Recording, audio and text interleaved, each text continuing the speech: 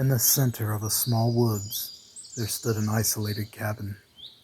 It was said no one who entered would ever leave the same. One night, a young couple named Jack and Emily decided they would go to explore it. With their flashlights, they began their journey into the dark woodlands. About an hour later, they arrived. When they opened the door, it creaked and seemed to have a pressure on the other side, as if something was trying to keep them from going further. Once in, they could see a faint glow of a flickering candle. Unease settled upon them as they realized the cabin was devoid of any signs of life. Unable to resist their curiosity, they ventured into the darkness beyond the candle's reach. Each step was met with resistance, as if the very air clung to them, begging them to turn back. Suddenly, a sharp noise pierced the silence, a high-pitched giggle. They froze in their tracks, straining their ears for any further sound. Then, out of the shadows emerged a small girl, her eyes hollow and devoid of life. Her laughter echoed throughout the cabin, sending shivers down their spines.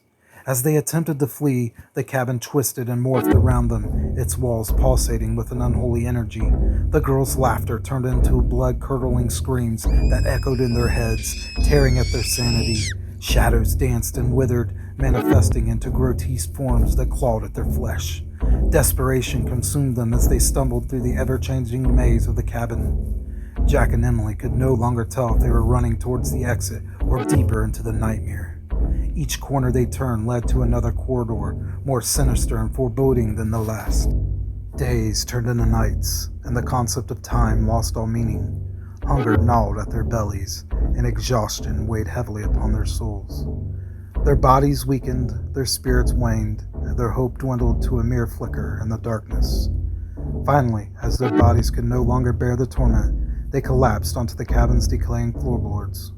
Their feeble cries for help were met with an eerie silence, as if the cabin soaked in their suffering.